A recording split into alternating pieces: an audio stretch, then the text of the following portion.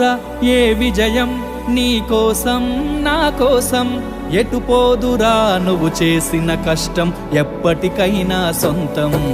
రాదురా ఏ విజయం నీ కోసం నా కోసం, ఎటుపోదురా నువ్వు చేసిన కష్టం ఎప్పటికైనా సొంతం.